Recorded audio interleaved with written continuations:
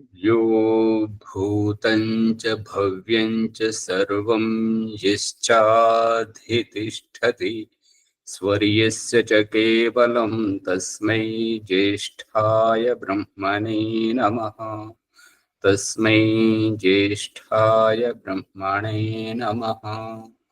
ఓం శాంతి శాంతి శాంతి ఓం.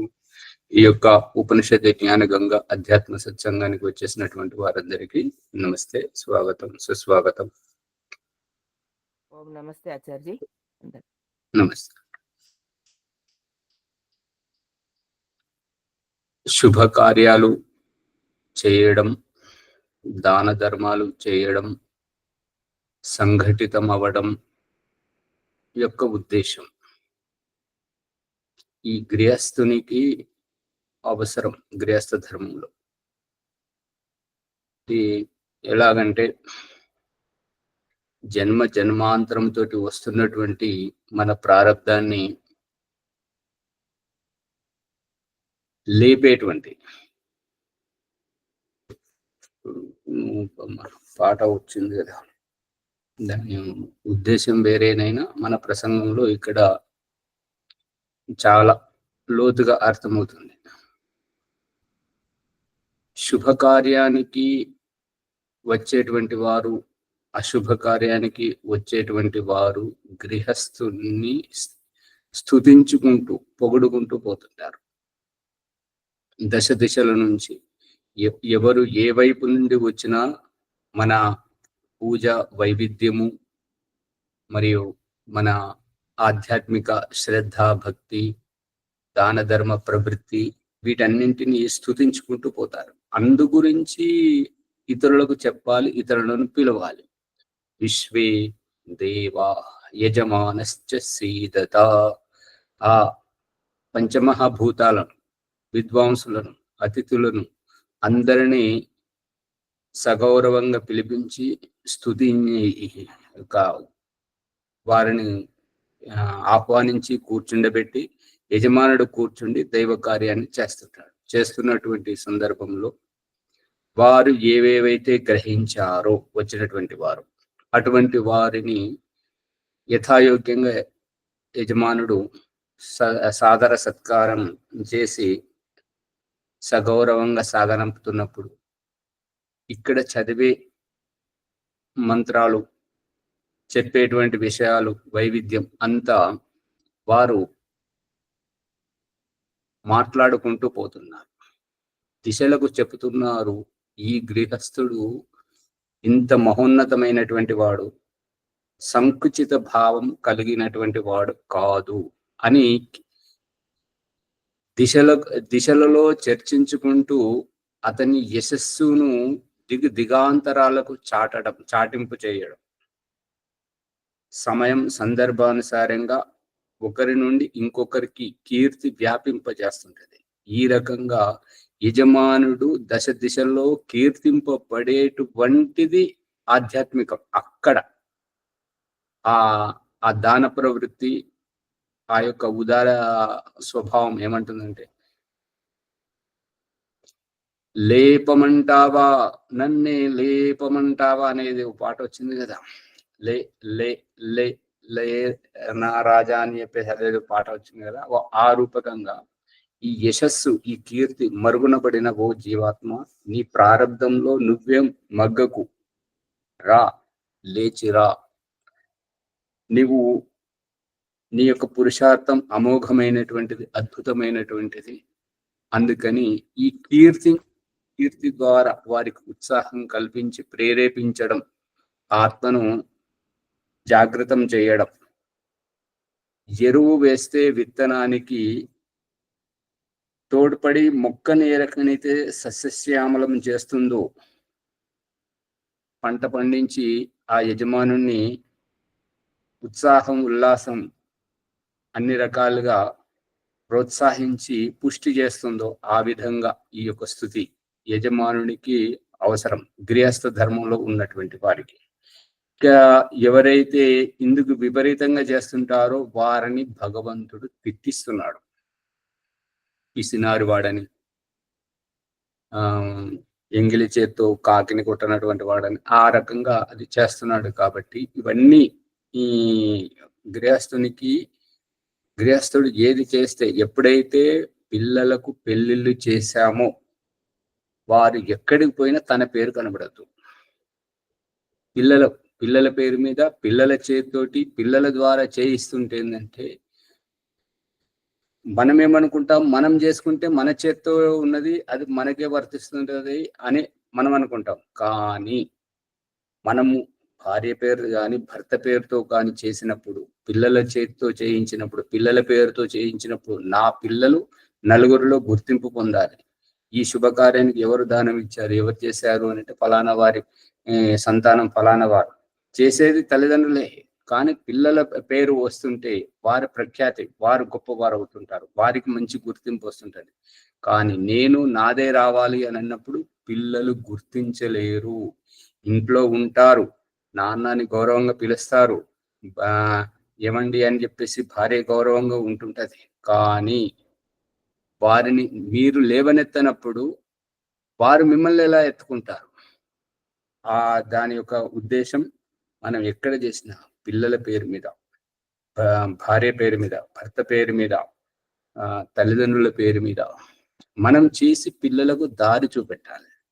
ఈ రకంగా చేసేటువంటిదే ఈ యొక్క శాంతి యజ్ఞమని, సంవత్సరికమని, పితరామాసాన్ని, జ్ఞాపకార్థమని, ఇవన్నీ మనం ఉండగానే పిల్లలకు ఎత్తుకోవడం అనేటువంటిది. పిల్లల పేరు వినపడాలి నలుగురిలో. వారి ఎప్పుడైనా వారిని కృతజ్ఞత జ్ఞాపనం చేయాల్సి వచ్చినప్పుడు వారి ఇంటికి వచ్చి, మీరు ఫలానా సహకారం చేశారు కదా, మీ వల్ల ఇలా జరిగిందంటే, నేను ఎప్పుడు చేశాను, నాన్నగారు చేశారు అంటే నాన్నగారు దారి చూపిస్తున్నాడు పిల్లలకి ఏ రకంగా శుభకార్యాలు చేయాలో అనేటువంటిది. అయితే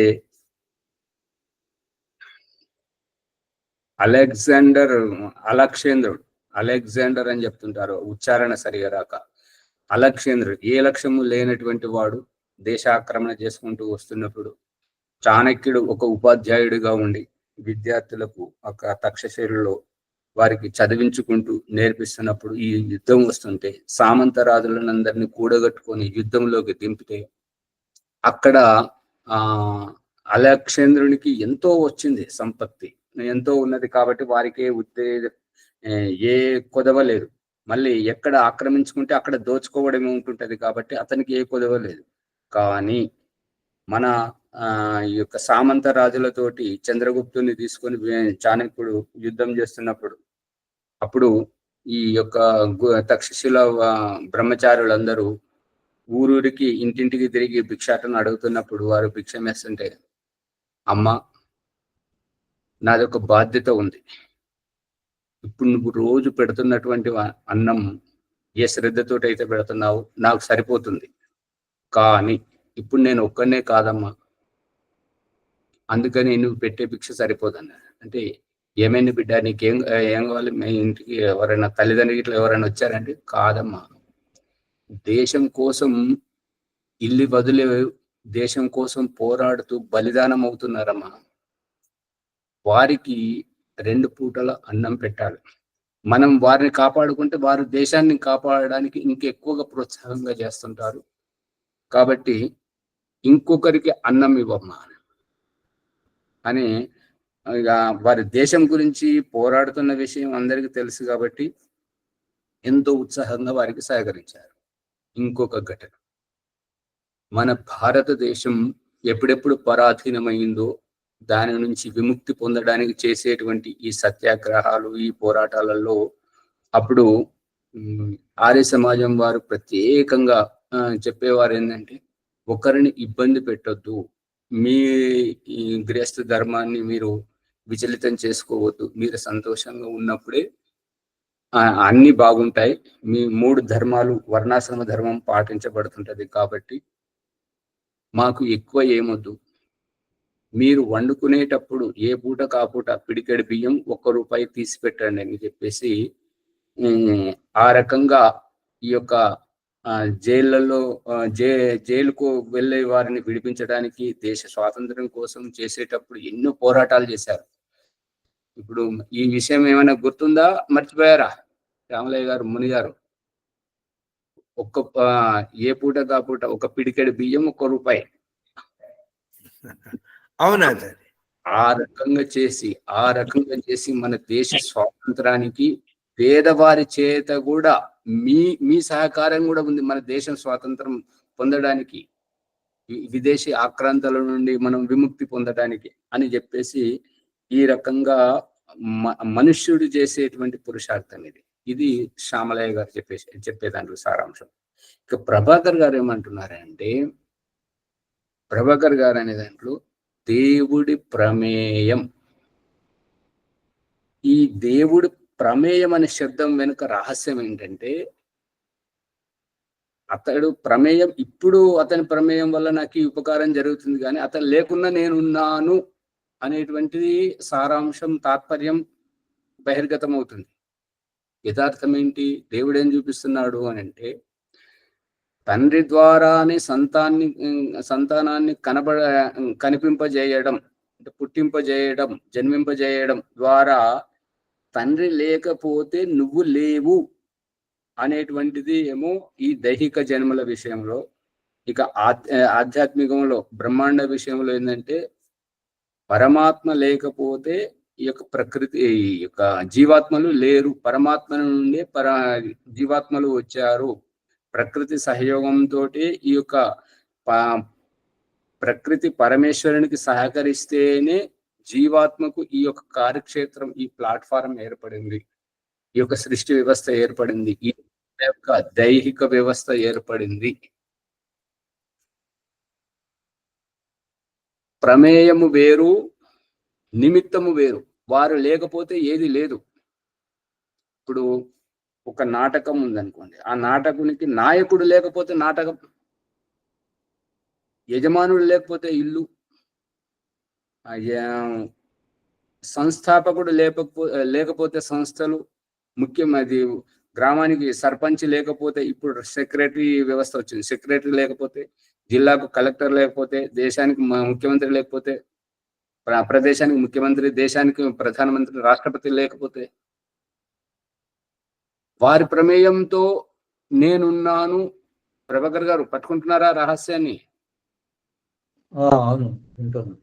అందుకని ఈ ప్రమేయం అనేటువంటిది ఏంటంటే, మనల్ని స్వతంత్రంగా నిరూపించేటువంటిది, నాకు నేనే అనేటువంటి అభిప్రాయాన్ని తీసుకొస్తుంది.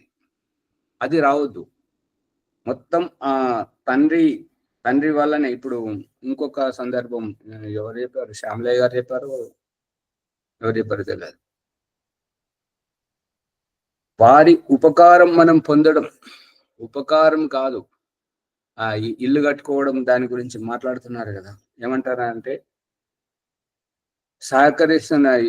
ఎవరికి ఇల్లు కట్టుకొని ఎవరికి సహకరిస్తున్నారు? సృష్టి చేసి ఎవరికి సహకరిస్తున్నాడు? భగవంతుడు తన సామర్థ్యాన్ని ఆవిష్కరించి చూపిస్తున్నాడు. అదే రూపకంగా పెళ్లి చేసుకున్నటువంటి వ్యక్తి తన స్వతంత్రంగా జీవించడానికి ప్రయత్నం చేసేదే ఇల్లు కోసం ప్రయత్నం చేయడం. ఆ ఇంటిని పోషించుకోవడానికి ప్రయత్నం చేసేటువంటిదే ఈ ఉద్యోగం, వ్యాపారం. అంతేనా? ఇంకేమన్నా ఉందా?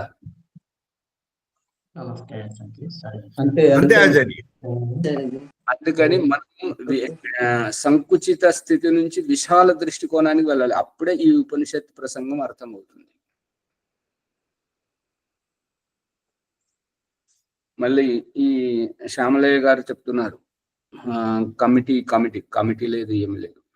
మనం సంఘటితం అవ్వాలి. అయ్యి ఒక వ్యవస్థను నిలబెట్టడానికి తోడ్పాటే.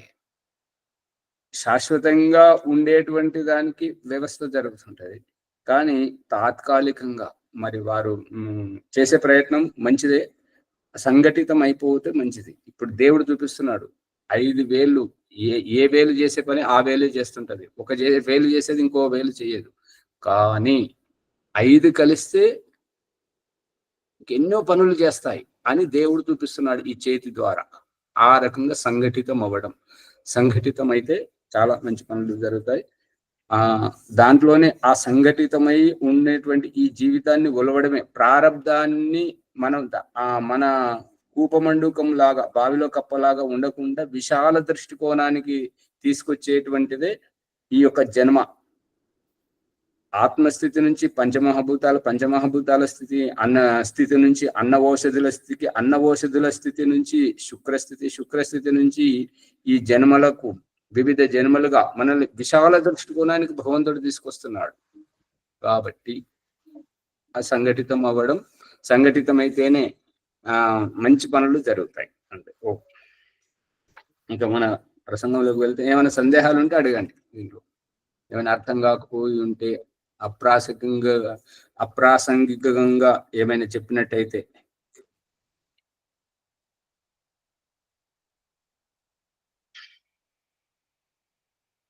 ఇక బృహదారణ్యకోపనిషత్తు 4వ అధ్యాయము 5వ బ్రాహ్మణం నుంచి దీంట్లో కొంతవరకు ఉంది. వీళ్ళంతా ఉపేక్షిస్తుంటారనమాట. ఇప్పుడు ఇవాళ ఓం ప్రకాష్ చెప్పింది దానం, యజ్ఞం ఇస్తే పురోహితునికి ఇంత ఇవ్వాలి కదా. ఈ చులకన యజ్ఞం చేయాలంటే మళ్ళీ ఆయన పిలవాలి, ఆయనకి ఇంత ఇవ్వాలి, ఇంత భోజనం పెట్టాలి, ఈ రకంగా చూసుకుంటారు. కానీ భగవంతుడు చూపిస్తున్నటువంటిది దక్షిణ గురించి తెలియదు అన్నమాట. దక్షిణ గురించి తెలియని వారే. దక్షిణ అనేటువంటిది ఏంటంటే, ఏ రకంగా అయితే అమ్మాయికి ఇచ్చేటప్పుడు ఆవుదూడ ఎట్లాగో, ఈ దక్షిణ పురోహితునికి ఇచ్చేటప్పుడు సరి సంఖ్యలో ఎవరైతే ఇస్తుంటారో అది శూద్ర భావం, అది వృత్తి. కానీ దక్షిణలో సరి సంఖ్య ఉండదు, బేస్ సంఖ్య ఉంటుంటది. బేస్ సంఖ్య ఏంటంటే రూపాయి, పావల, 11 రూపాయలు, 51, 101, 1116. ఈ రకంగా ఈ మిగులుబాటుతనం ఏంటంటే వదలకుంటా, ఆ పురోహితుని వదలకుంటా వారి. ఇప్పుడు దయానంద సరస్వతి చెప్పినటువంటిది పురోహితం ఎవరు చేయాలి అని అంటే గృహస్థులే చేయాలి. మళ్ళీ ఆ గృహస్థులు చేసినటువంటి వారిలో మంచి సంస్కారవంతులై ఉండాలి, వేద విద్యను చదివి ఉండాలి, కనీసం తక్కువలో తక్కువ ఒక్క వేదమైన చదివి ఉండాలి. అటువంటి వారే పౌరోహిత్యం చేయాలి. వైదిక సిద్ధాంతాన్ని బాగా లోతుగా చెప్పేటువంటి వారు పౌరోహిత్యం చేస్తే సమాజం బాగుపడుతుంది అని చెప్పాడు అనమాట. ఆ రకంగా చెప్తున్నప్పుడు ఈ పురోహితుని ఇవాళ పిలిచాము అని అంటే అతన్ని మనం పోషించాలి. అతన్ని మనం పోషించేది ఏంటి అని అంటే, ఇప్పుడు సైనికులను మనం పోషిస్తున్నాం, వారి వల్ల ఉపయోగం ఏంటి? ఎవరో అక్కడ బార్డర్ మీద ఉంటున్నారు, వారితో అయితే మనకు ఉపయోగం. కానీ మిగతా వాళ్ళంతా బట్టి కూర్చుంటూ తింటున్నారు కదా. కాదు, ఇది కాదు. మనకు అవసరం వచ్చినప్పుడు ఇప్పుడు వాళ్ళు కూర్చుండి తిన్నదంతా వడ్డీతో సహా అప్పుడు బలిదానం ఇస్తుంటారు కదా. ఎవరైనా శత్రువులు ఆక్రాంతాలు వచ్చినప్పుడు అక్కడ వాళ్ళు లెక్క చేయరు. ఇది ఎవరు అంత మర్చిపోతారు, కులము, గోత్రము, శరీరము, ఎవరి కొడుకు అంత మర్చిపోయి మొత్తం అక్కడ శరీర బలిదానం ఇస్తుంటారు మన దేశం కోసం. అట్లా చేయడం వల్ల మనం ఉపయోగపడుతున్నాము, ఈ సురక్షితంగా ఉండగలుగుతున్నాము. అయితే ఇక్కడ ఏంటంటే మనము ఏదైతే చేస్తున్నామో దానికి ఈ పురోహితునికి ఇచ్చేటువంటిది ఇదైతే సమసంఖ్యనేమో ఇప్పుడు చేసినటువంటి కార్యానికి, ఇంకా బేసి సంఖ్యగా మిగులుబాటుగా ఉండేటువంటిది ఏంటంటే నీకేమి భయం లేదు, నేనున్నాను, ఏ ఆపద వచ్చినా నా దగ్గరికి రా అనేటువంటి ఉదారత్వాన్ని చూపించేటువంటిది. అందుకని యజమానుడు చెప్పగానే పురోహితుడు ఉన్న పలాన వచ్చి వాలిపడడం చేయడం అనమాట. వద్దు, కాదు అని ఇవన్నీ చేయకూడదు అన్నట్టుగా. అందుకని మరి ముందుగా సూచించాలి, ఆ రకంగా చెప్పాలి. అందుకని సరి సంఖ్యలో ఇచ్చేటువంటిది ఈ శూద్ర భావం. అదేంటంటే నువ్వు ఇది చేసావు కదా, నీకు ఇది సరిపోతుంది కదా, ఈ భావం పోవాలి. ఇది లేనప్పుడే. ఇప్పుడు మొన్న ఒక ఆయన మేము గతివాళ్ళకి పోతే ఆయన 2-3 సార్లు తిప్పుకొని సరే ఏదో ఇచ్చిన దానికి దక్షిణగా భావించి ఇచ్చేదేమో ఇంట్లో శ్రద్ధతో ఇస్తుంటారు. ఆయన బయట కూర్చుంటే ఇంటికి ఎదురుగా కూర్చుండబెట్టి ఇచ్చేసి మళ్ళీ ఒక సందర్భం వచ్చినప్పుడు నేను ఖర్చుల కోసం నేను ఇంత ఇచ్చానని చెప్తున్నాడు. అది చెప్పుకునేటువంటిది మహాశూద్ర భావం. ఈ ఖర్చులకు ఇచ్చాం కదా, మరి ఖర్చులకే ఇచ్చినాం, మరి దక్షిణ అంటే దక్షిణ ఇయ్యలేనటువంటి అవస్థలో, అవగాహన లేనటువంటి స్థితిలో ఇవన్నీ అవసరం లేవు. కానీ వీటి వెనుక చాలా లోతైనటువంటి భావం ఉన్నది. నిజమైనటువంటి విద్వాంసుడు ఇంత ఇవ్వండి ఇంత అని చెప్పేసి ఎప్పుడు మాట్లాడే వారికి అది కూలీ అవుతుంటది అనమాట. అది దక్షిణ కిందకు వర్తించదు. ఇక యోగ్యత, మనం చేసేటువంటి పండుగ సందర్భం ఏదైతే కార్యక్రమం చేస్తున్నామో ఆ ఖర్చును ఎంత దివ్యంగా మనం చేస్తున్నామో అంతే మన స్థాయిని బట్టి వారిని, ఎదుటి వారిని, పురోహితుని గుర్తించేటట్టుగా దక్షిణ ఉండాలి. మళ్ళీ ఎవరితోటి మనము ఏమాత్రము రుణపడి ఉండకూడదు. ఒకరి సొమ్మును మనం అర్థమవుతుంది. అది దక్షిణ ఇవ్వకుంటే చేసిన కార్యానికి ఫలితం వస్తుందా రాదా? అది వారికి అవగాహన లేదు కదా. అలా చెప్పుకునే వారికి నేను ఖర్చుల నిమిత్తం మీరు 2 సార్లు వచ్చారని మీకు ఇంత ఖర్చు అయింది అంటున్నారు కానీ ఈ ఖర్చుకి ఇచ్చానని చెప్పేసి ఆయన ఇంకా వాట్సాప్ గ్రూపులలో అలా పెట్టుకునేటువంటి వ్యక్తికి తాను ఏమి మర్చిపోయాడో, ఏమి జరగాల్సిందో, ఏది జరగలేదో ఆయనకు అవగాహన లేదు. అటువంటి స్థితిలో ఉన్నారు. పేరెత్తితే మళ్ళీ మా గురించి ఇట్లా అన్నారని. ఇది ప్రతి ఒక్కరిలో తప్పు ఉన్నది. నాలో మీలో ఉంటది. అమ్మ చెప్పండి. ఇప్పుడు సరి సంఖ్యకు విలువ ఎక్కువనా, బేసి సంఖ్యకు విలువ ఎక్కువనా ఆచార్యజీ? బేసి సంఖ్యకు విలువ ఇవ్వాలి. ఆధ్యాత్మిక సంఖ్య ఉండాలి, సరి సంఖ్య ఉండకూడదు. సరి సంఖ్య మనము శూద్రులము అని చెప్పేసి వారి ముందు మనల్ని వేలాకోలం చేస్తుంది. ఓహో వీరికి అవగాహన లేదని చెప్పేసి. ఎవరికి ఇచ్చినా సరి సంఖ్యలో ఇవ్వదు, బేసి సంఖ్యలో ఇవ్వాలి. ఆధ్యాత్మిక కార్యక్రమాలు చేసినప్పుడు, ప్రత్యేకంగా ఆధ్యాత్మిక కార్యక్రమాలు చేసినప్పుడు బేసి సంఖ్యలో ఇవ్వాలి, సరి సంఖ్యలో ఇవ్వకూడదు. అందుకే పెళ్లిలో ఆవు చూడేస్తారు ఆచారి. మరి అది ఆచార్య బ్రాహ్మణ్స్ అందరు కూడా బేస్ సంఖ్యలు ఇస్తారు. చిన్న పిల్లలతోనే కొన్ని పొరపాట్లు కూడా జరుగుతున్నాయి ఆచార్య. అది తెలుగు జరుగుతున్నాయి కాబట్టి ప్రసంగంలో చెప్పాల్సి వస్తుంది. అది ఊరికే చెప్తే ఎవరు వినరు కదా, అందుకని చెప్పడం జరుగుతుంది. ఇవన్నీ మనల్ని సవరించడానికి. ఇప్పుడు యజుర్వేదంలో, ఋగ్వేదంలో మంత్రం వస్తుంటది అన్నమాట. ఏ రకంగా అయితే సైనికులను రాజు చూసుకుంటాడో అదే విధంగా ఈ యొక్క గృహస్థుడు అనేటువంటి గృహస్థ ధర్మంలో ఏంటంటే ఈ 3 ధర్మాల వాళ్ళని చూసుకోవాలి. 3 ధర్మాల వాళ్ళని పోషిస్తున్నప్పుడు వీళ్ళను ఊరికే కూర్చుండబెట్టి పోషించాలి. పోషిస్తే మనకు అవసరం వచ్చినప్పుడు వాళ్ళు అన్ని రకాలుగా వాళ్ళ కార్యంగా భావించి చేస్తారు, తన్మయత్వ భావంతో. ఇక మనం కోసరి నీకు అంత సరిపోగా ఫలానా వారు ఇంత తీసుకుంటారు, నీకు ఇంత ఇవ్వాలా, అయితే ఫలానా వాళ్ళు ఎవరైతే తక్కువ తీసుకుంటారో వారికి ఇప్పుడు తక్కువ తీసుకునే వారు చూస్తుంటే ఏంటంటే అక్కడ యోగ్యత సిద్ధాంతం అనేటువంటి లోతైనటువంటి మన జీవితాలు మారేటువంటి రహస్యం ఉండదు. కేవలం కార్యం జరుగుతుంది అంతవరకే. కానీ అక్కడ జరగాల్సింది దేని గురించి అయితే ఈ కార్యం చేస్తున్నామో ఆ కార్యం అది నెరవేరకపోవచ్చు. అర్థమవుతుందా ప్రభాకర్ గారు? భాగ్యలక్ష్మి అర్థమైందా లేదా? స్వర్చలం సందర్భంలో అడిగితే అది అర్థమవుతుంటది, మళ్ళీ వేరే సందర్భంలో అడిగితే అది మరి వేరేది అతుకు పెట్టినట్టుగా ఉంటుంటది. అందుకే ఇక్కడ ఈ ప్రసంగంలో యాజ్ఞవల్క్యుడు, మైత్రేయి వీరిద్దరి మధ్యలో జరిగే దాంట్లో ఇది ఒలుస్తుంటారు అనమాట. ఇప్పుడు మీరు చేస్తలేరేమో మరి తెలియదు కానీ ఎవరు ప్రియం అని అంటే నాకు నేనే ప్రియం అని రాజుకు రాణికి వారిద్దరు ఆధ్యాత్మికంలో ఉన్నారు కాబట్టి ధ్యానం చేస్తూ ఉన్నప్పుడు ఎవరికి ప్రియం అనేటువంటి దాన్ని ఉపాసన చేస్తూ ఉంటుంది. అంటే నాకు నేనే ప్రియం, నా ఆత్మరక్షణ గురించి కోరుకునేటువంటిది. అందుకే నారదుడు శ్రీకృష్ణుని యొక్క రహస్యం చెప్తుంటాడు కదా, స్వర్గానికి ఎవరు పోతుంటారు ఏంటి అని అన్నప్పుడు నాకు దాహం వేస్తుంది అని చెప్పేసి శ్రీకృష్ణుడు అంటే నీళ్ళ కోసం నారదుడు పోతే ఒక బావి దగ్గర ఒక అమ్మాయి తోటి నీళ్లు తాగి అమ్మాయి అంటే వాళ్ళ ఇంటికి పోయి వాళ్ళ తండ్రితోటి మాట్లాడి పెళ్లి చేసుకొని పిల్లలను కానీ ఒక పెద్ద వర్షం అట్లా వచ్చినట్టుగా అంతా చూపించి ఆ వర్షంలో వరదలు వచ్చి ఇండ్లు అన్ని మునిగిపోతున్నట్టుగా ఇంటి పై కప్పుకు ఎక్కినప్పుడు మరియు ఆ వరదలకు ఆ పైకప్పు మీద కూడా నీళ్ళు వస్తున్నప్పుడు మొట్టమొదట అత్తమామ చేజారిపోతుంటారు. వాళ్ళు పోతే ముందు నా భార్య పిల్లలు బాగున్నారు కదా అని అనుకుంటాడు నారదుడు. మళ్ళీ కొంత వరద వచ్చినప్పుడు పిల్లలు జారిపోతుంటారు. పిల్లలు పోయిరు, నాకు భార్య ఉన్నది కదా, నేను మళ్ళీ పిల్లలను కంటానని అనుకుంటాడు.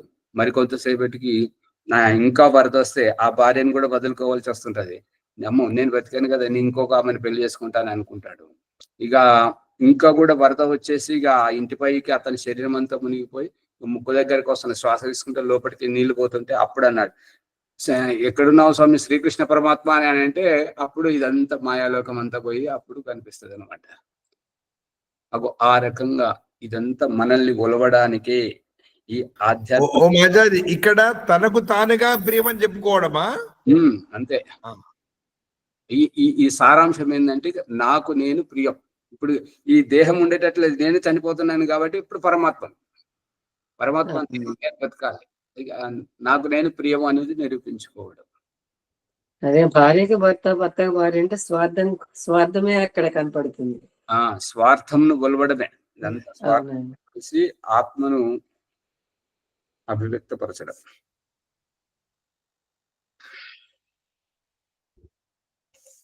చెప్పండి అమ్మగారు, రజనీ అమ్మగారు. ఆచార్య శుభకార్యాలలో పోతే కూడా మనము బహుమతులు ఇస్తాం కదా, అది కూడా బేసి సంఖ్యలో ఇవ్వాలనా? అది దానికి వర్తించదు. ఇక ఇప్పుడు ఈ ప్రసంగంలో తీసుకొచ్చారు కాబట్టి సంస్కారవంతులు గొప్పగా ఎదగాలనుకున్న వారు ఒకరి ఉపకారాన్ని పొందరు. ఇక అగ్నిహోత్రం చేసేవారు వేరే వారి ఇంటికి వెళ్ళినప్పుడు, వేరే వారి కార్యక్రమానికి వెళ్ళినప్పుడు అక్కడ అగ్నిహోత్రంలో ఆహుతి ఇవ్వరు.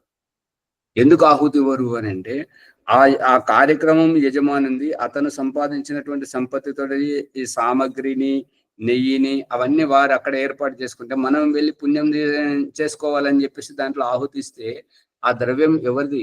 అత్త సొమ్ము అల్లుడు దానం చేసినట్టు అవుతుందా లేదా శ్యామలయ్య గారు? ఓ మాజారి, వారు ఆహుతి ఇవ్వని కోరుతున్నారు కదా, అప్పుడెట్లా? ఇవ్వాలని కోరుతున్నారు. ఇది గృహస్థుని ఇంటిలో జరగకూడదు. గృహస్థుని ఇంటిలో జరగకూడదు, గృహస్థుడు చేయకూడదు. గృహస్థుడు చాలా గొప్పవాడు. అతడు ఒకరికి రుణపడి ఉండకూడదు. ఇంటింటికి పోయి వాళ్ళు కార్యక్రమాన్ని వెలిస్తే వారి దగ్గర ఒక ఆహుతేసి అక్కడ పుణ్యం వస్తుందని చెప్పేసి ఆ పుణ్యంలో భాగం మరి అతనికి ఉంటది కదా, యజమాని అతని కష్టార్జితం కదా, అతని కష్టార్జితాన్ని మీరు తీసుకొని మీరు ఆహుతిస్తే మీకు ఎట్లా పుణ్యం వస్తుంటది? ఇవ్వమనట యజమాని సంస్కారానికి గుర్తు. మన ఇంటిలో మన ఆచార్య ఆహ్వానించినప్పుడు మనం సామాగ్రి తీసుకుపోవాలి. మనం సామగ్రి తీసుకుపోయి సరి అయిందండి. వినండి, సామగ్రి తీసుకుపోవాలని మీరంటారు. వేరే వాళ్ళు కొబ్బరి కొడుకలో బెల్లం పెట్టి తీసుకుపోతారు ఒకరు, ఇంకొకరు పనులు తీసుకుపోతారు. ఇదంతా నాటకం. ఇది సరైనటువంటిది కాదు. మన ఇంటిలో మనం దైనిక అగ్నిహోత్రం చేస్తాం, సరిపోయింది. మన ఇంట్లో మనం శుభకార్యాలు చేసేటప్పుడు అప్పుడు బృహత్ యజ్ఞం చేస్తుంటాం, పెద్దగా చేస్తుంటాం, ఆహ్వానిస్తాం, సరిపోతుంటది. మనం చేసిన తర్వాత మళ్ళీ వాళ్ళ ఇంట్లో ఇవ్వాలని అంటే అది రుణం. వారితో అప్పు తీసుకుంటున్నారు. ఆ పుణ్యం కోసం ఈ యొక్క ద్రవ్యాన్ని అప్పు తీసుకొని అక్కడ చేసుకొని వస్తున్నారు. అందుకని అది సరైనటువంటిది కాదు. ఇక అంతరార్థం తెలియకనే అట్లా చేయటం. ఇంకా పూర్తి కాలేదు. సంస్కారవంతులు గొప్ప వాళ్ళు ఏమంటారంటే వీళ్ళు ఇంకా ఈ రహస్యాన్ని నేను చీపురుపల్లిలో చూశాను. చాలా ఆశ్చర్యం వేసింది. ఏంటంటే ఈ పెళ్లికి వచ్చే అతిథులతోటి సవినయ మనవి ఏమనగా, మాకు ఏ కట్నాలు కానుకలు ఏవి తీసుకురావద్దు. అర్థమవుతుందా? ఎందుకు తెస్తున్నారు అని అంటే ఈ కట్నాలు కానుకలు తెచ్చేటువంటి రహస్యాన్ని దయానంద సరస్వతి అంత్యేష్టి సంస్కారంలో చూపెట్టాడు. అంత్యేష్టి సంస్కారం ఏంటంటే వాళ్ళు చనిపోతే వారు చూసేవారు ఎవరు లేరు, అంత్యక్రియలు జరగకపోతే మనం అక్కడ సమర్థులమై ఉన్నటువంటి వాళ్ళం, సంబంధం ఉన్నా లేకపోయినా సరే మనం తలా కొంత వేసుకొని వారి పార్థివ శరీరానికి అంతిమ సంస్కారం చేయాలి. ఈ యొక్క పేదరికం అనాథ అమ్మాయిలు ఉన్నారు, నిరుపేద వాళ్ళు ఉన్నారు, వాళ్ళు పెళ్లిళ్ళు చేసుకోకుండా వేరే అల్లరి చిల్లర పనులతోటి సమాజాన్ని దూషితం చేస్తున్నారు. చరిత్రహీనంగా మారేటువంటి అవకాశం ఉన్నప్పుడు మనం సమర్థులం కదా, అయితే ఆ అమ్మాయికి పెళ్లి చేసేయడం. వాళ్ళను చదివించడం, ఈ రకంగా చేయడం ద్వారా సమాజం బాగుపడుతుంది. ఆ రకంగా చేయాలి. అక్కడ నుంచి వచ్చినటువంటిదే ఈ కట్న కానుకలు. అసమర్థులను ప్రోత్సహించడానికి, అసమర్థులను దివ్యంగా వారికి కూడా ఏ లోటు లేదు, మేమంతా ఉన్నాం ఆదుకునేటట్టుగా అనేటువంటి ఈ యొక్క ప్రోత్సాహనమే ఈ కట్న కానుకలు. అంతేగాని సమర్థులకు ఎందుకు ఇవ్వాలి? అసమర్థులకు ఇవ్వాలి. కానీ ఇప్పుడు ఈ లోకం ఏంటంటే ఏదైనా చేస్తే సమర్థులకే చేస్తారు కానీ అసమర్థులకు ఎవరు చేయరు. అది చాలా మన వివేకం యొక్క లోపం, బుద్ధి జ్ఞానం. వేస్తే వాళ్ళకి 21 రూపాయి వేయాలి, ఆ విధంగా మా గుర్తింపు కూడా ఉండాలి అని చెప్పి కట్నం ఆ విధంగా చదివిస్తున్నారు. ఇప్పుడు మనం పిలిచిన అతిథులకు మనం ఏం చూపెట్టాలనుకున్నామంటే, ఇదిగో మా భవ్యత, మా సమర్థత, మేము చేసేటువంటి కార్యక్రమంలో మేము ఏ రకంగా చేస్తుంటామో, మా భోజనాలు ఏ రకంగా ఉన్నాయో, మేము చేసే ఆతిథ్యం ఏ రకంగా ఉందో రండి అని చెప్పేసి వాళ్ళని ఆహ్వానించి మనం చేస్తున్నాం. అంతేగాని వాళ్ళతోటి కట్నాలు తీసుకోవాలని, వాళ్ళతోటి పూలదండలు, వస్త్రాలు ఇవి తీసుకోవాలని కాదు. ఇది ఒక ఫ్యాషన్ అయిపోయింది. అందుకే వాళ్ళు అక్కడ నేను మొట్టమొదటిసారి చూసిన చాలా ఆశ్చర్యం వేసింది. కట్నాలు కానుకలు తేవద్దు అని అంటున్నారు. పెళ్లి పత్రికలో రాయడం, జన్మదిన దానికి శాంతి యజ్ఞానికి ఆ కార్డు కిందనే రాస్తుంటారు అనమాట. మా ఇంటికి మీరు ఎవరైనాను కానీ ఎటువంటి కట్నాలు కానుకలు తీసుకురాకూడదు. దాంతో ఏంటంటే మనం వారికి రుణపడుతున్నాం. మన సంపత్తి అంతా ఎంత ఉన్నది అనేది కాదు, మనం వాళ్ళు ఇచ్చిన దానికి మనం రుణపడుతుంటాం కదా. ఇప్పుడు వాళ్ళ దగ్గర వచ్చి తినేసి వస్తాం కదా ఆచార్జీ, భోజనం చేసి వస్తాం, తినేసి వస్తున్నాం. వాళ్ళకు కూడా సహాయ సహకారం. ఇక్కడ ఒక చిన్న సందేహం, ఇద్దరిద్దరు ఒకసారి మాట్లాడితే డిస్టర్బ్ అవుతుంది. చెప్పండి. వాళ్ళకు కూడా చేదోడు వాదోడు మనిషిని తీస్తే వాళ్ళకు గారు అసమర్థులను ప్రోత్సహించాలే. బలహీనంగా ఉన్న వారికి మనము ప్రోత్సాహం, మేమున్నాం, నువ్వు చెయ్యి, నీకు కావాల్సింది మాకు తోచినంత మేము సహకరిస్తామని చెప్పేసి వాళ్ళ ఇంటిలో కూడా శుభకార్యాన్ని జరిపించడం గొప్పతనం. అంతేగాని వారికి ఎంత ఉన్నదో తరతరాలు తిని తరగనటువంటి దానికి కూడా వీళ్ళు పెళ్లికి వెళ్ళినప్పుడు తీసుకువెళ్ళడం, ఇంకా అన్నింటికి తీసుకెళ్ళడం. ఇంకా ఆశ్చర్యం ఏంటంటే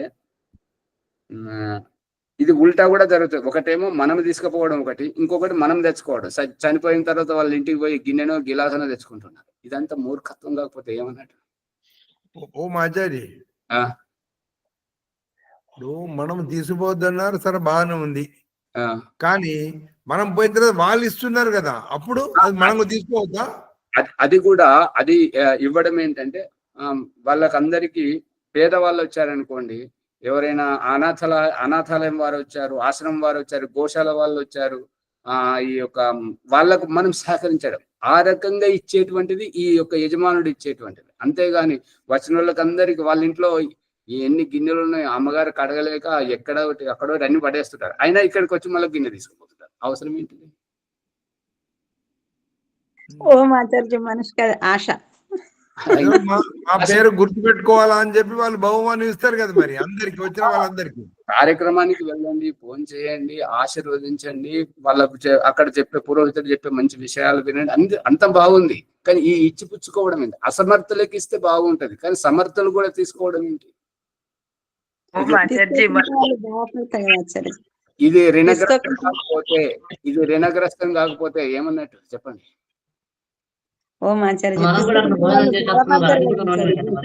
ఒక్కరు భాగ్యలక్ష్మి గారు అక్కడ తీసుకోకుండా వాళ్ళు బాధపడతారు కదా ఆచార్యజీ. అంతే కదా. ఇప్పుడు చాలా చోట్ల నేను విన్నాను ఏంటంటే, ఎంత ఉంటది వాళ్ళు భోజనం పెడితే 150. ఇది ఎక్కడ విన్నానంటే, విపశ్యన ధ్యానంలో ఈ సత్యనారాయణ గోయంక గారు చెప్తుంటారు అనమాట. ఈ 10 రోజుల శిబిరం పెడుతుంటాం కదా, వాళ్ళు వచ్చి ఇక్కడ ఉంటుంటారు, వారికి భోజనం ఉదయం మధ్యాహ్నం సాయంత్రం పెట్టి అంత వ్యవస్థ చేస్తున్నాం కదా, మరి ఎంత ఇవ్వాలంటే ఎంత అవుతుంటది, పూట లెక్క చేస్తుంటారు అనమాట. 100, 200, ఒక 300, రోజుకు 300 ఇచ్చేస్తే అయిపోతుంది. వేరే వాళ్ళు 100 రూపాయలు ఇచ్చినా అయిపోతుంటది. ఈ రకంగా మీరు లెక్కలు కట్టి ఇచ్చేటువంటిది అది హోటల్లో ఇస్తున్నట్టుగా ఉంటుంటారు. మీకు ఆధ్యాత్మికం ప్రతిఫలించదు. మన దగ్గర ఎంత ఎడమ చేత్తో ఇచ్చేదానము కుడి చేతికి తెలియకూడదు, కుడి చేత్తో ఇచ్చేటువంటిది ఎడమ చేతికి తెలియకూడదు. ఆ రకంగా సాక్షిభూతంగా ఇవ్వాలి, నిష్కామ భావంతో చేయాలి. కానీ ఈ శిలాపలకాలు రాయించుకోవడం, రసీదు తీసుకోవడం, ఇదంతా నాటకం. ముని గారు ఏదో చెప్పబోతున్నారు చాలాసేపటి నుంచి, చెప్పండి. ఇప్పుడు మనం తీసుకోవద్దన్నారు, పర్లేదు, కొంచెం మనం తెలుసుకున్నాము. కానీ వాళ్ళు ఇచ్చినప్పుడు తీసుకోకపోతే వాళ్ళు ఇబ్బంది పడతారు కదా. వాళ్ళు ఎట్లా? ఇప్పుడు కారణం ఏంటంటే వాళ్ళ ఇంటింటికి తిరిగినప్పుడు వాళ్ళు ఇచ్చారు కాబట్టి మన ఇంటికి వచ్చినప్పుడు మనం కూడా ఇవ్వాలి కదా. ఇది ఈ మూర్ఖత్వం ఉన్నది అక్కడ. కానీ ఎవరికి ఇవ్వాలి? పాత్రలను ఎరిగి ఇవ్వాలి. పాత్రతను ఎరిగి ఇచ్చినప్పుడు అది సద్వినియోగం అవుతుంటది. అపాత్రలకు ఇచ్చినప్పుడు అది వికటించి మనకే హాని చేస్తుంటది. ఆచార్య, సమాజం లోపల ఏదైనా ఇంట్లో శుభకార్యం చేస్తే వచ్చిన అతిథులకు భోజనం పెట్టి ఏదైనా బహుమానం ఇవ్వాలని చెప్పి అందరు ఇస్తున్నారు కదా, అప్పుడు ఎట్లా? అదే అజ్ఞానం వీరిలో ఉంది, వారిలో ఉంది. అది ఎందుకు ఇస్తున్నారో వీళ్ళకి తెలియదు, ఎందుకు తీసుకుంటున్నారో వారికి తెలియదు. వాళ్ళ ఇంటికి పోతే ఏమిచ్చిర్రు, మా ఇంటికి వస్తే ఏమిచ్చినాము, ఏదో ఒకటి అంతే ఇవ్వాలి. అంతే. ఏమైతున్నది అర్థం, ఏమైతున్నది అనేది ఆలోచన లేదు. ఇచ్చి పుచ్చుకోవడం. ఇప్పుడు అదే ఒకటి వచ్చింది కదా, అది సినిమా పేరే వచ్చింది కదా, మా ఇంటికి వస్తే ఏం చేస్తారు, మీ ఇంటికి వస్తే ఏమి ఇస్తారు. ఇది ఆధ్యాత్మికకు చాలా పతనం దిశకు తీసుకెళ్తుంటది అనమాట. స్వార్థ భావం. ఎటుబడి వచ్చినా తీసుకెళ్ళినా ఇవ్వటమే కావాలి, దీని అభిప్రాయం తీసుకోవటంలోనే ఉంది. అందుకని ఇక్కడ ఈ యొక్క శ్యామలయ్య గారు చెప్పిన దాన్ని బట్టి నాకు అర్థమైంది ఏంటంటే, మనం ఒక సంస్థను నిలబెట్టాలి, మనం సంఘటితం కావాలి అన్నంత వరకే. ఏమంటారు శ్యామలయ్య గారు? అంతేనే, ఇంకేమైనా ఉందా? మనం నిలబడాలి, ఇంకోరిని నిలబెట్టాలి అన్నప్పుడు మనము సంఘటితం కావాలనేది. ఇప్పుడు పావురాలకు ఒల వేసిండ్రు, ఆ ఒలలో పావురాలు చిక్కబడే, ఆ ఒలనే లేపినట్ల మనకి మనం సంఘటితం కావాలి. అప్పుడు మనకు ఒక యూనిటీ, ఒక విలువ అనేది ఉంటది. లేకుంటే పన్నుల లేక వచ్చి పోతుంది అన్నట్లు అవుతున్నది అన్నట్లు ఆలోచన. అంతే. ఒక్క నిమిషం. ఇది వీరు ఫోటోలు మన గ్రూప్ లో ఉన్నాయి, నా దగ్గర కొన్ని ఉన్నాయి. అయితే అవి అయితే వస్తున్నాయి పుస్తకంలో. మళ్ళీ ఎవరైతే గ్రూప్ లో రాలేదో వారు కూడా ఫోటోలు పంపండి. మన పుస్తకాలు 4-5 పుస్తకాలు తయారైనాయి. వాటిలో అందరికి ఫోటోలు తెలిస్తే మనం సంఘటితం అవుతున్నట్టుగా ఏదైనా మంచిగా ఎప్పటికి గుర్తింపుగా ఉంటుంటది. గాయత్రి అమ్మ గారు ఏదో చెప్పబోతున్నారు, చెప్పండి. మాచార్జీ, చాలా మటుకి పెళ్లిలో వెళ్ళి కానీ ఎక్కడైనా వెళ్ళా కానీ కనీసం బొట్టన్న పెట్టలేదు, కనీసం బ్లౌజ్ పీస్ అన్న పెట్టలేదు కూడా అంటుంటారు ఆచార్య. మీరు చెప్పేది వారి ఇంటి వ్యావహారికం. ఆ బొట్టు పెట్టాలి అనేటువంటిది, భోజనం పెట్టాలి అనేటువంటిది, కూర్చోవడానికి కుర్చీలు అది వేయడం, అది వాళ్ళ కనీస ధర్మం, అది వాళ్ళ ఇంటి మర్యాద. అది బయటకు వస్తుంటది. ఇంత మాత్రం వ్యవహారం తెలియదా వీళ్ళకి, ఎందుకు అటువంటిప్పుడు ఎందుకు పిలిచారు అని తిట్టించుకోవడానికి ఆ రకం. అంటే తిట్టించుకోవడం వారి ఉద్దేశం కాదు, తెలియక. మునిగారు చెప్పండి, ఏదో చెప్పబోతున్నారు కదా. అదే ఆచార్య, మరి ఈ వ్యవహారం సమాజంలో నడుస్తుంది కదా, మనం ఒక్కరము ఇవ్వకుండా ఉంటే బదనాం పాలు చేస్తారు కదా, మరి అట్లా అప్పుడే ఎట్లా? దానికే వాళ్ళు చీపురుపల్లి వాళ్ళు చెప్పింది ఏంటంటే, మా పెళ్లికి వచ్చేటువంటి బంధుమిత్రులకు, స్నేహితులకు, గురువులకు అందరికి సవినయ నమస్కారం. మా ఎటువంటి కట్న కానుకలు తీసుకురాకూడదు, అందుకని మా విన్నపాన్ని మన్నించాలని చెప్పేసి మన వైపు నుంచి, మన ఇంటికి మీరెవరు తేకవద్దు, మా ఇంటి ఆతిథ్యాన్ని మీరు పొంది వెళ్ళండి. అది మన నుండి ప్రత్యేకంగా గుర్తు చేస్తున్నాడు అనమాట. మార్పు మన నుండి మొదలు కావాలి కాబట్టి, మనమే వద్దంటే అయిపోతుంది కదా. కానీ వాళ్ళకి సహాయం అవుతుంది కండి, ఏ రూపకంగా వాళ్ళు కూడా ఇతరులకు సహాయం చేస్తారు సమాజానికి. అవును. అదే ఫోటోలు పంపన్నారు, ఇందులో వచ్చిన ఫోటోలు మీ దగ్గర రికార్డు ఉంటాయి కదా? అవి కొన్ని ఉన్నాయి, ఎందుకంటే ఫోన్ మార్చడం జరిగింది, అన్ని పోయినాయి. కొద్దిగా ఇబ్బంది అవుతుంది, అది చాలా బాధ అనిపిస్తుంది. వీళ్ళొబ్బరు శ్యామలయ్య గారు, బాలాజీ గారు వారి వ్యస్తతలో వారు ఉంటారు. ఫోటోలు తీయడం అనేటువంటిది గుర్తొస్తేనే ఎవరైనా తీసుకుంటే కూడా గుర్తు వస్తుంది. ఏదంటే చాలా వరకు అన్ని పోయినాయి. రికార్డు ఉండాలి. రికార్డు ఏంటంటే తర్వాత భవిష్యత్తులో ఉపయోగపడతాయి. అంతేనా శ్యామలయ్య గారు? ఓకే ఆచార్య, సమయం సమయం అయిపోయింది. దీంట్లోనే రాజమణ్యమ్మ గారు ఫోన్ పనిచేస్తలేదేమో, నిన్న కూడా అలాగే పోయారు, మళ్ళీ వాళ్ళ కూడా పోయి వచ్చారు. ప్రభాకర్ గారు, సందేహం నివృత్తి అయిందా లేదా? ప్రమేయం శబ్దం. అవును, ప్రమేయము ప్రమేయం అంటే భగవంతుని ప్రమేయం తోటి జరుగుతుంది కదా మొత్తం అని నేను మాట్లాడేది. ప్రమేయం అంటే హస్తక్షేపం. హస్తక్షేపాన్ని ప్రమేయం అంటారు సంస్కృతంలో. హస్తక్షేపం కూడా సంస్కృతమే. ఇప్పుడు వారి వల్ల జరిగింది. ఇప్పుడు తెలుగులో మనం ఏమంటే వారి వల్ల, వారి కారణంగా, మరి దానికి బదులు అర్థమవుతుందా? వల్ల, వల్ల, వలన, కారణంగా, వారిని అంటే వారు లేకున్నా కూడా నేనున్నాను, వారి వల్ల ఈ ఉపకారం జరిగింది. ఇప్పుడు ఏంటంటే కాంగ్రెస్ ప్రభుత్వము, ఈ యొక్క బీఆర్ఎస్ ప్రభుత్వం వచ్చి అన్ని పథకాలు అవన్నీ ఇస్తున్నారు. పథకాలు ఇచ్చినప్పుడు ఒక రకంగా, పథకాలు ఇవ్వకుండా ఇప్పుడు ఉన్న ఇళ్లను, మనం కట్టుకున్న ఇళ్లను కూలగొట్టడం హైడ్రా పేరుతో, ఇది ఒక రకం. 2 రకాలుగా ఉంటుంటది కదా. అయితే ఇప్పుడు ఇక్కడ తల్లి గర్భంలో భగవంతుని ప్రమేయం వలన శరీరం ఏర్పడింది. మళ్ళీ ప్రమేయం అంటే, ప్రమేయం అనేది ఏంటంటే 2 సత్తాలను, ఉపకారం పొందేవారిని, ఉపకారం చేసేవారిని, ఇద్దరిని స్వతంత్రంగా చూపించేటప్పుడు వారి వల్ల వీరికి ఇంకా ఎక్కువ ఉపయోగం. వారి దగ్గరికి వచ్చిన తర్వాత, వారు వీరి దగ్గరికి చేరిన తర్వాత వారి కారణంగా వీరు ఈ రకంగా అయ్యారు. ఇప్పుడు ఆ పేదలకు పెళ్లిళ్ళు చేస్తున్నారు, సామూహిక వివాహాలు జరుగుతుంటాయి కదా. సామూహిక వివాహాలు జరగడం వల్ల, వీరి ప్రమేయం వల్ల, వీరి దయ వల్ల ఇట్లా జరిగింది. దత్తత తీసుకోవడం, ఒక అనాథ పిల్లలకు పెళ్లిళ్ళు చేయడం, ఇట్లా చూస్తున్నారా లేదా? వారి కారణంగా మేము పెళ్లి చేసుకోగలిగాం, లేదంటే మా బతుకులకు ఇంకో పెళ్లి ఇది అంటే అది ఏమైతుంది? ఇట్లే ఉండిపోతే అది దాన్ని ప్రమేయం అంటారు. ఇప్పుడు దానికి బదులుగా ఏం పదం వాడాలి ఆచార్య? ఇక్కడ భగవంతుడు చూపిస్తున్నటువంటిది ఏంటంటే, నాన్న లేకపోతే నువ్వు ఎట్లాగైతే లేవో, నేను లేకపోతే నువ్వు లేవు. ఇప్పుడు నాన్న లేకపోతే శరీరం, ఈ యొక్క సంతానం లేరు కదా. అదే రకంగా దేవుడు లేకపోతే జీవుడు లేడు అనేటువంటిది. ఏ రకంగా అయితే తండ్రి శరీరం నుండే ఈ శుక్రాణువుగా సంతానం జన్మిస్తూ ఉన్నారో, అది ఎట్లయితే ప్రత్యక్షంగా ఉందో, అదే రూపకంగా ఈ బ్రహ్మాండంలో పరమాత్మను నుండే ఈ జీవాత్మలు వచ్చాయి. ఈ పరమాత్మనే ఈ యొక్క జన్మలను ఇస్తున్నాడు, పరమాత్మనే ఈ తల్లిదండ్రుల కడుపును పుట్టిస్తున్నాడు, పరమాత్మనే ఈ ఆహారం, అన్న ఔషధులను, మనకు కావాల్సినటువంటి వసతిని ఏర్పాటు చేస్తున్నాడు. ప్రమేయం అనే పదం లేదు ఇంకా అక్కడ. అంతే. నేను లేకపోతే నువ్వే లేవు, నువ్వెక్కడున్నావు, నేనుంటేనే కదా నువ్వు ఉన్నావు అనేటువంటిది సారాంశం.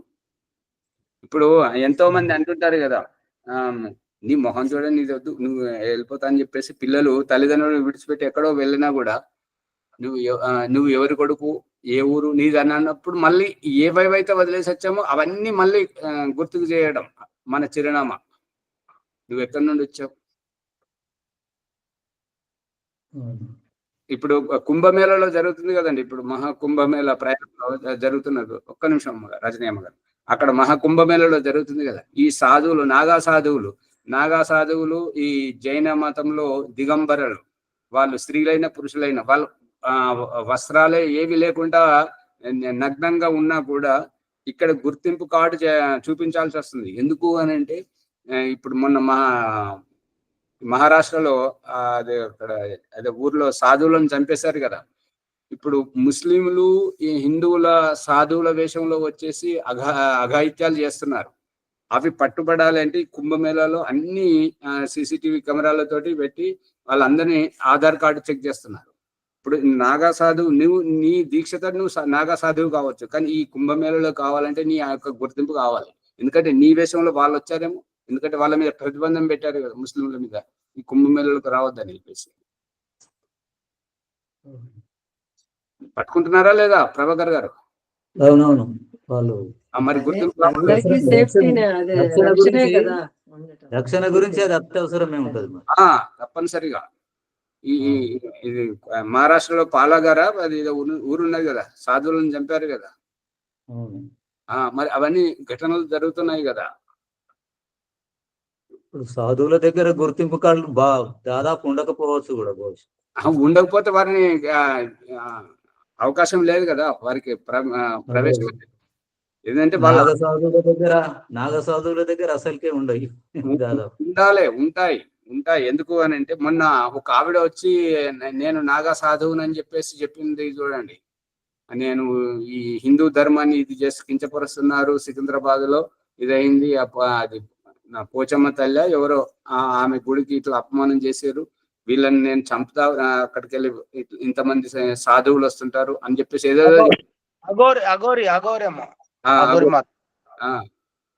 అదే వాళ్ళకి ఒక సరైన చిరునామా అడ్రస్ అనేది ఎక్కడ ఉండదు కదా అని తప్పనిసరిగా పెట్టుకోవాల్సిందే.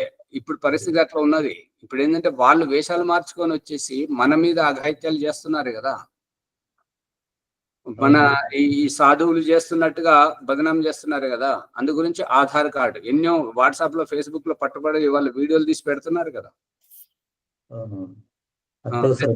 రజనీ అమ్మ గారు చెప్పండి, చాలాసేపటి నుంచి ఆగారు. ఆచార్జీ, పరమాత్మ, జీవాత్మ, ప్రకృతి ఇవన్నీ అనాది తత్వాలు కదా, ఎవరిని సృష్టించలేదు. అలాంటప్పుడు మళ్ళీ పరమాత్మ వల్లనే మళ్ళా ఆత్మలు అని చెప్తుంటే పరమాత్మ సహకారం. మళ్ళీ అడగండి అమ్మా. పరమాత్మ, ఆత్మ, ప్రకృతి అనాది తత్వాలు ఎవరిని సృష్టించలేదు, ఆది నుంచి ఉంటాయి కదా. అలాంటప్పుడు ఇప్పుడు మేము ప్రసంగంలో పరమాత్మ వల్లనే జీవాత్మలు సహకారంతో అయిపోయింది. ముని గారు సమాధానం చెప్పండి, ఏదో చెప్తున్నారు కదా చెప్పండి. అమ్మా, పరమాత్మ, జీవాత్మ, ప్రకృతి 3 అనాది తత్వాలు. కానీ పరమాత్ముడు జీవాత్మ కన్నా విశిష్టమైన జ్ఞానవంతుడు కదా. పరమాత్మని సహాయ సహకారంతో ద్వారానే అతను పుట్టించడు, ద్వారానే ఈ జన్మలోకి వస్తాడు. అది తెలుసుకోవాలి. ముని గారు, మీరు ప్రభాకర్ గారి భాషను మాట్లాడుతున్నారు. సహాయం, సహకారం అనేటువంటిది, ప్రమేయం అనేటువంటి అన్ని ఒకే భావానికి ఇచ్చేటువంటి పర్యాయ పదాలు. ఇక్కడ అమ్మగారు, కుటుంబంలో ఎంతమంది ఉంటారు? ముఖ్యమైనటువంటి యజమాని ఒకడు, అతని సహధర్మచారిని, పిల్లలు. ఈ ముగ్గురే ఉంటారా, ఇంకెవరైనా ఉంటారా? ముగ్గురే ఉంటారు. వ్యవస్థ ఉన్నది అంటే వ్యవస్థాపకుడు ఒకడు ఉండాలి కదా. అమ్మగారు ఉండండి, ఒక్క నిమిషం. రజనీ అమ్మగారు సమాధానం చెప్తారు. అమ్మగారు చెప్పండి, ఈ ముగ్గురే ఉంటారా, ఇంకెవరైనా ఉంటారా? ఉంటారు ఆచార్జీ. ఎవరు? అంటే అత్తమామలు ఉంటారు. అత్తమామలు అంటే ఇప్పుడు వాళ్ళ పెద్దరికం ఇచ్చినప్పుడు ఇక కొడుకు లేడు అక్కడ, సంతానం కిందికి వర్తిస్తాడు కదా. ముగ్గురే ఉంటారు. ముగ్గురే ఉంటారు కదా. అంటే దేవుడు, జీవుడు, ప్రకృతే కదా. ఆ రకంగా ప్రకృతి ఉన్నప్పుడు ఈ ప్రకృతి, ఈ యొక్క భార్య, ఆ భర్త కోరుకుంటే భార్య వచ్చిందా, లేకపోతే ఆమెనే వచ్చి అతని పక్కన చేరిందా? భర్త కోరుకుంటేనే భార్య వచ్చింది. ఈ భార్యాభర్తల వారి ప్రమేయంతో, వారి యొక్క పురుషార్థంతో ఈ సంతానం వచ్చారా, లేదంటే వాళ్ళని పట్టించుకోకుండా మీరు నమ్మనే నమ్మకపోండి, మేమైతే మీ సంతానం మీ ఇంట్లో ఉంటామని చెప్పేసి బయటకు వెళ్ళి వచ్చారా? ఇదే రహస్యం, అంతే. అర్థమైంది అమ్మగారు? ఏ పదం వాడాలి ఆచార్య? వేదంలో భగవంతుడు ఏమని చెప్తున్నాడంటే, అహమేవ ఆత్మన ప్రజాతిం అధత్త. ఏ రకంగానైతే నేను నా శరీరం నుండి మీ యొక్క జీవాత్మల సంతానాన్ని ధారపోసాను, అదే విధంగా మీరు మీ తండ్రి కడుపు నుంచి పుడుతున్నారు. దేహంతో పుట్టడం, నిరాకారం నుంచి అభివ్యక్తం అవ్వడం, అస్తిత్వమే. ఇంకో ఇక్కడ రజనీ అమ్మ గారు గుర్తుపట్టాలి ఏంటంటే, పిల్లల శరీరానికి తల్లిదండ్రులు జన్మనిస్తున్నారు కానీ పిల్లల ఆత్మకు ఇస్తలేరు కదా. ఆత్మనైతే అనాది కాలం నుంచి వస్తుంది కదా. ఇది పట్టుకోవాలి. మీ ప్రశ్నకు సమాధానం ఇది. దేవుడి ద్వారానే జీవాత్మలు వ్యక్తం కావడం, దేవుడి ద్వారానే పరమాత్మని యొక్క ప్రకృతి యొక్క అభివ్యక్తం అవ్వడం. భగవంతుడు సృష్టి చేయాలని అనుకున్నాడు కాబట్టి ప్రకృతి ఈ యొక్క అండపిండ బ్రహ్మాండాల రూపం ఆకృతి దాల్చింది కదా. అక్కడ ప్రకృతి మనకు తెలుస్తుంది కదా. ఈ కనబడేదంతా వికృతి, నాశనం అవుతుంటది. కానీ మూల ప్రకృతి సత్వరజస్ తమస్సు అనేటువంటి ఈ గుణాలలో ఎప్పటికీ విద్యమానమే ఉంటుంటది. ఆహార పదార్థాల ద్వారా తండ్రి శరీరంలోకి పంపిస్తున్నాడు. ఇప్పుడు ప్రభాకర్ గారి యొక్క సందేశం ఏంటంటే ప్రమేయం అన్నారు. ప్రమేయం ఎవరు సహకరిస్తలేరు, ఎవరు దగ్గరికి తీస్తలేరు అని అన్నప్పుడు వారి జీవితం వారే. ఎవరైనా సహకరిస్తున్నప్పుడు వీరి ప్రమేయం వల్ల వీరు ఇప్పుడు కొద్దిగా ఇప్పుడు కోలుకుంటున్నారు, ఇప్పుడు బాగా అవుతున్నారు, మంచి ప్రయోజకులు అవుతున్నారు అనేటువంటిది ప్రయోజనం అనేటువంటి శబ్దం, ప్రమేయం అనేటువంటి శబ్దం. ప్రయోజనం ఎవరైతే ఉపకారం పొందుతున్నారో వారికి ప్రయోజనం కలుగుతుంటది. ప్రమేయం ఏంటంటే ఎవరైతే సహకరిస్తున్నారో, ఎవరైతే వారికి సహకరిస్తున్నారో, ఉపకరిస్తున్నారో, ఏదైతే వారికి తోడు ఉంటున్నారో ఆ తోడు అనేటువంటిది ప్రమేయం. నిర్దేశానుసారం వాడచ్చు. ఏంటమ్మా? నిర్దేశానుసారం వాడచ్చు. నిర్దేశానుసారం అయితే ఇక వారి ఆజ్ఞలో ఉన్నట్టుగా, వారి కనుసైగల్లో మెలుగుతున్నట్టుగా ఈ భాష వస్తుంటది. కానీ వారు ఏమంటారంటే భగవంతుని యొక్క ప్రమేయంతో మనం ఈ జన్మలను పొందాము. ఈ యొక్క ఆహారం, అన్నపానీయాలు, ఈ యొక్క పెళ్లి, భార్య, భర్త, పిల్లలు, ఈ వ్యవస్థ అంతా వారి ప్రమేయంతో ఉన్నదని చెప్పేసి. అంతేనా ప్రభాకర్ గారు? అవును. అందుకని దేవుడు, జీవుడు, ప్రకృతి, మన కుటుంబంలో కూడా ఈ ముగ్గురే ఉంటారు. బ్రహ్మాండంలోనూ అవే 3 పదార్థాలు, ఈ పిండంలోనూ అవే 3 పదార్థాలు. అక్కడ ఉన్నది ఇక్కడ చూపిస్తున్నాడు అమ్మగారు. సమయం అయిపోయింది, బాగా అయిపోయింది, ఎప్పుడూ అయిపోయింది. ఎందుకంటే ఇప్పుడు ఇటువంటి విషయాలు ఎప్పుడు లోతుగా చర్చ జరిగినప్పుడే మనం సిద్ధాంతంలో గట్టిగా బలపడతాం. నమస్తే. ఓకే ఆచార్య ఓంప్రకాష్ గారు, ధన్యవాదములు. ఈరోజు మనము ఒకసారి చెప్పాల్సి వస్తుంది ఆచార్య. వ్యవహారం లోపల గురించి మళ్ళొకసారి చెప్తే పూర్తిగా అర్థమైంది. సరే ఇప్పుడైతే సరే, ధన్యవాదాలు. దగ్గర ప్రమేయము దగ్గర అర్థమే ఇస్తున్నది. ముని గారు ఒక్క నిమిషం. ప్రభాకర్ గారు, ఇంకా ఎవరెవరైతే వింటున్నారో, యూట్యూబ్ లో వినేవారైనా సరే, మీకు కలిగిన విషయాల్లో ఈ సందేహాలన్నీ కామెంట్ లో పెట్టండి, దానికి సమాధానం వస్తుంది. దీన్ని సాగదీసుకుంటూ పోతే బాగుండదు కదా, సమయం అయిపోతుంది. కాబట్టి కామెంట్ లో పెట్టండి, లేదంటే రేపు సందేహాలు తీసుకురండి, ఆన్లైన్ లోనే అడగచ్చు. ఓకే, ధన్యవాదములు. దాతృత్వము, దానగుణం అనేది గొప్ప గుణము. తర్వాత పుత్రేసిన, విత్తేసిన, లోకేసిన అనే భావంతో ఈరోజు ప్రసంగం ప్రారంభమైంది. జీవితం లోపల తెలుసుకొని గొప్పగా ఎదగాలనుకునే వారు ఎట్లా ఉండాలా అనేటువంటి సందర్భాన్ని పురస్కరించుకొని చక్కటి విషయాన్ని బోధించారు. వారికి ధన్యవాదాలు. అనంతరము వైదిక సంధ్యోపాసన. ఈరోజు ఎవరమ్మా? ఈరోజు పుష్పమ్మ గారు. ఓం నమస్తే ఆచార్య. సర్వభ్యో నమః. విజయలక్ష్మమ్మ గారు. అమ్మా విజయలక్ష్మి గారు సిద్ధంగా ఉన్నారా? చేయించండి. ఓం నమస్తే ఆచార్య. సర్వేభ్యో నమో నమః. యోగ సంధ్యా యోగ బ్రహ్మ సాక్షాత్కారము. ఓం శాస్త్రం చిన్నదే చేస్తున్నాండి. ఓం అమృత ఉపస్తరణమసే సాహ. ఓం అమృత విధానమసే సాహ. ఓం సత్యం యశః శ్రీర్మే శ్రీ శ్రేతాం సాహ. ఓం శన్నో దేవీ తదిష్టయ ఆపో భవంతు పీతయే శంభోరవిశ్రవంతు నః. ఇంద్రియ స్పర్శ మంత్రము. ఓం వాక్ వాక్. ఓం ప్రాణః ప్రాణః. ఓం చక్షుః చక్షుః. ఓం శ్రోత్రం శ్రోత్రం. ఓం నాభిః. ఓం హృదయం. ఓం కంఠః. ఓం శిరః. ఓం బాహుభ్యాం యశోబలం. ఓం కరతల కరపృష్ఠే మార్చన మంత్రములు. ఓం బహు పునాతు శిరసి. ఓం భువః పునాతు నేత్రయోః. ఓం సహః పునాతు కంఠే. ఓం మనః పునాతు హృదే ఓం జనః పునాతు నాభ్యాం ఓం తపః పునాతు పాదయోః ఓం సత్యం పునాతు పునః శిరసి ఓం ఖం బ్రహ్మ పునాతు సర్వత్ర. ప్రాణాయామ మంత్రం. ఓం భూః ఓం భువః ఓం స్వహః ఓం మహః ఓం జనః ఓం తపః ఓం సత్యం అఘమర్షమస్తు. ఓం ఋతం చ సత్యం చ అభిరాప్తపసో అభ్యజాయత తతో రాత్రి అజాయత తతః సముద్రో అర్ణవః సముద్రాదర్ణవాదరి సంవత్సరో అజాయత అహోరాత్రాని విదధత్ విశ్వస్య మిషతో వసి.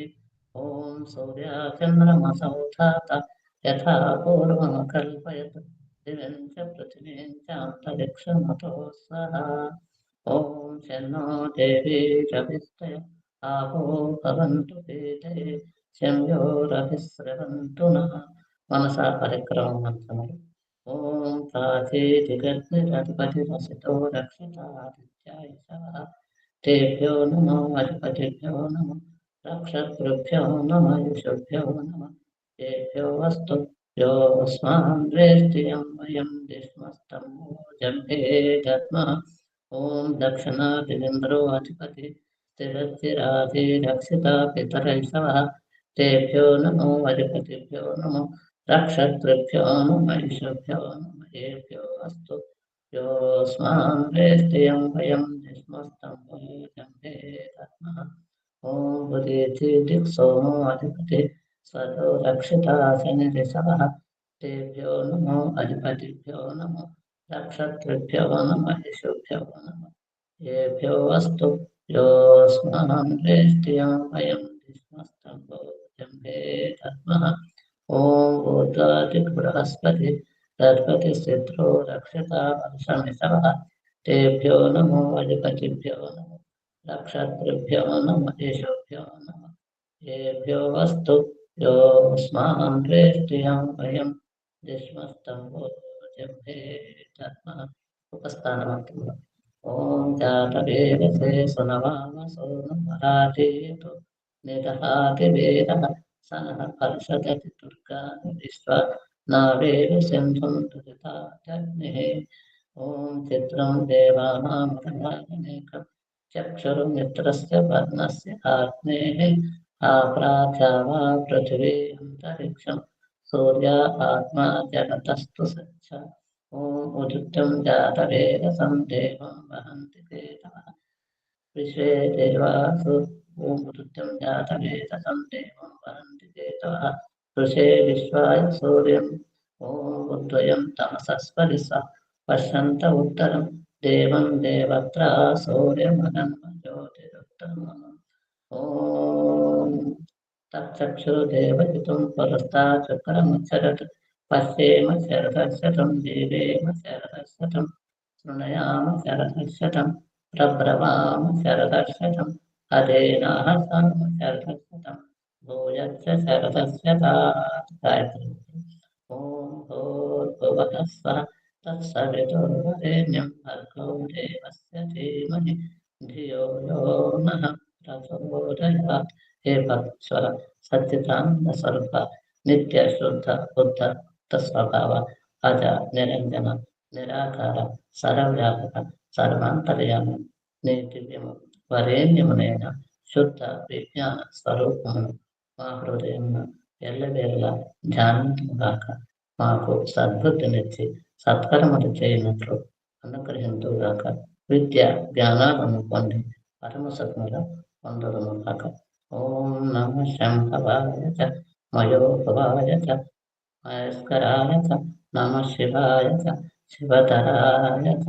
ఓం శన్నో దేవీ రవిస్తయ ఆపో భవంతు పీతే శంయోరవిస్రవంత నః. ఇది సంధ్య ఉపవాసం సమాప్తం. ఓం నమస్తే.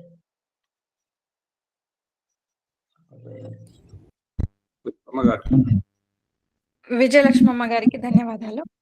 అత శాంతి పాఠము. ఓం దేవ శాంతి అంతరిక్షం శాంతి పృథివీ శాంతి ఆపః శాంతి ఓషధః శాంతి వనస్పతయః శాంతి విశ్వే దేవాః శాంతి బ్రహ్మ శాంతి సర్వం శాంతిః శాంతిరేవ శాంతి సామా శాంతిరేధి. ఓం శాంతి శాంతి శాంతిః. ఓం నమస్తే ఆచార్య. సర్వేభ్యో నమో నమః. అందరు ఈ ఎపిసోడ్ ని లైక్ చేసి షేర్ చేయండి, సబ్స్క్రైబ్ చేసుకోండి. ఏదైనా సందేహాలు ఉంటే కామెంట్ రూపంలో పెట్టండి. ధన్యవాదాలు ఆచార్య. ఓం నమస్తే.